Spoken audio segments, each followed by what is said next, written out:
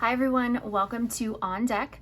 My name is Ten, and I'm a third generation tarot reader, a writer, and a mentor with the Center for Creative Writing. We're currently working our way through the major arcana of the tarot and lining up the fool's journey of the major arcana with the narrative arc of our main character. Our November card is the Wheel of Fortune. The Wheel of Fortune is a card that comes up when there are outside forces at work in the narrator's life, your main character's life, or your own life. So you can see that either, as the wheel of time turns, you're either up, high on the wheel, or you're falling off the wheel and it's gonna roll over you. So this card represents kind of fated events, things that happen that you can't stop from happening, that you can't create them. They're just kind of wrenches that are thrown in the works or opportunities that are presented. So it just depends on where you're at, in the story, or where you're at in your life as to what's going to happen with this Wheel of Fortune. Now, generally, it is a positive card. It tends to indicate that things are on their way up, that you have some good fortune coming towards you. But if you are, high on the horse and having a grand old time and nothing is wrong, this could indicate that there's some karma about to come around for you.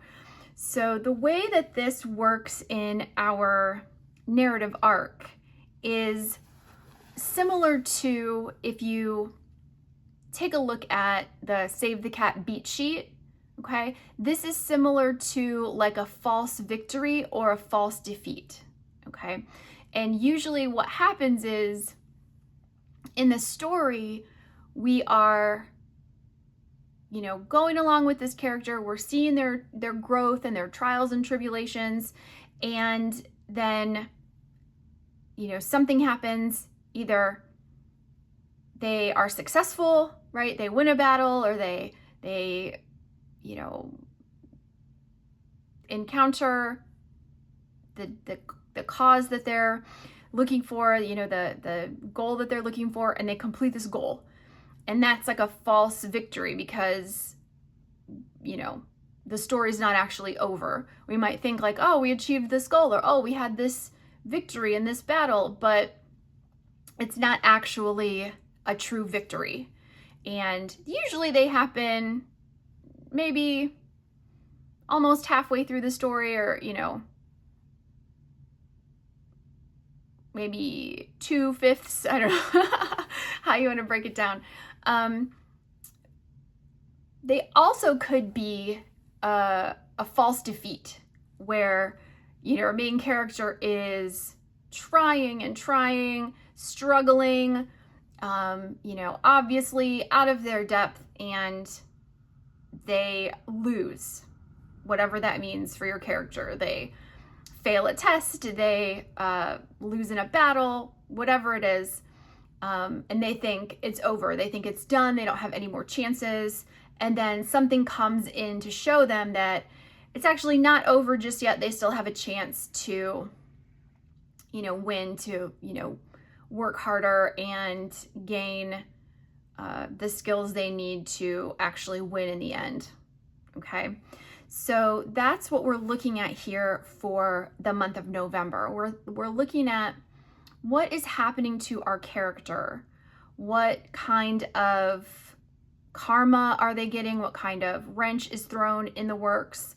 What did they think they succeeded at, but actually it's not giving them the result, that they want. Okay. So that's what we are looking for. We're going to put this guy right over here, and we're going to get 3 cards that are going to kind of set the scene for us for a writing prompt. Okay. So we'll take those 3. Okay. All right. Knight of Swords, 10 of Wands, King of Wands. All right. So the Knight of Swords is a card that represents charging into battle with conviction, right? This knight knows what he's fighting for. He has what he thinks is honor and integrity and moral clarity and purpose, right? God is on his side. He is charging into the battle. He knows that it is dangerous. He has, it's not his first time fighting, but he's not a general. He's not he's not in charge of the army. He is a knight, but he's a good knight, and he is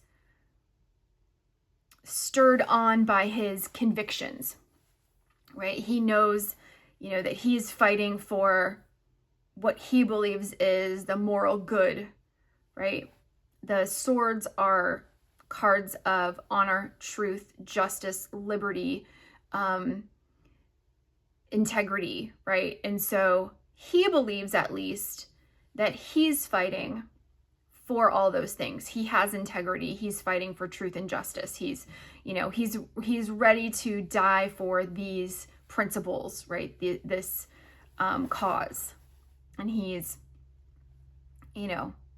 ready to fight the battle. The Ten of Wands is the card of just being worn out, right? This is the card of the farmer or the merchant who has gathered all of their goods, either their crops or their, whatever they create or sell or whatever, and they're, taking them to the market to sell, right? So this is their harvest. This is all their hard work. This is months of hard work. And they're so kind of weighed down by how much work they have done that it's hard for them to see an end to it. It's hard for them to see the market through all of the, goods that they're carrying. They don't realize how close they actually are to the market. They're almost there, but they're just burdened with responsibility, right? If they don't sell this product or this, food, their wares at market, they're not going to have anything to feed their family with, or to, reinvest into their farm or their, business. So they can't stop, right? But they are just really burdened, and it's hard for them to see the end of it. It's hard to see the finish line. And so I think how this relates to the Knight of Swords is that, this knight could be tired of fighting. This knight could be tired of the war. And that could relate to your main character in that, whatever your main character's fight is, like whatever their, path is, they're tired. They're getting tired of fighting. They're getting worn out. It's like they've been doing it for a while, and they're reaching a point where they're losing faith because they don't, how much longer do I have to do this? So if it is, somebody trying to study for a test, it's like, how much longer do I have to study? I've been studying and studying. How much longer do I have to study? Is it even worth it anymore? Maybe I should just stop. And that's kind of where this feeling is. Maybe your main character is, trying to take down cyber criminals who keep popping up with viruses in different places. And it's like this knight keeps going in, taking care of these viruses, and then another one will pop up somewhere else. And it's like, how much longer do I have to carry this burden? Like, where's the finish line? Okay. And then the King of Rods comes in as the twist of fate, right? The twist of fortune. And the King of Rods is a very creative, very passionate, very inspiring and inventive older person who maybe is doing things in an unconventional way, right? The wands are a sign of creativity and inspiration to make something.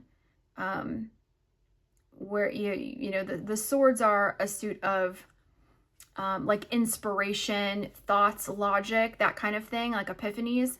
But the wands are the creativity that actually like makes something, right? So the writer, the painter, the person who builds birdhouses, the person who bakes the best loaf of bread in the county, like whatever it is, there's a physical product of what they create, right? And so this King of Rods is coming in with these new ideas, with these new tools to either, however you want to write it, to be either a false victory or a false defeat, right? This King of Rods is coming in like, hey, here's this idea about how to get this finished, right? And maybe it is good, maybe it helps, maybe it is fortunate that your main character finds this person, maybe it is sabotage, maybe it is not actually, maybe it's a shortcut, maybe it's a something that doesn't actually help your main character in the long run. It's just that they're so tired, they're looking for any other way to finish this journey. Okay, so there's your writing prompt for the week or for the month.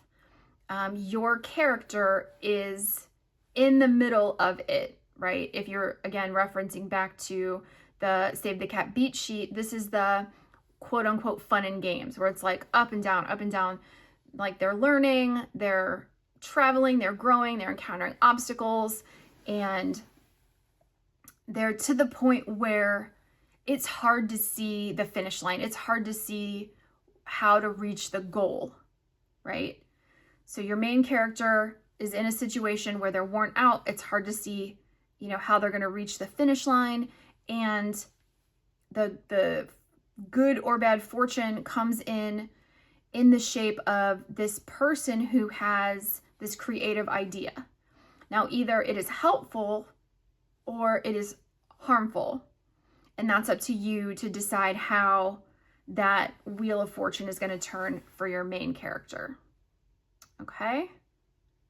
All right. Thank you so much for joining me this week, and next month is December, and we will be talking about the Justice card. All right, talk to you then.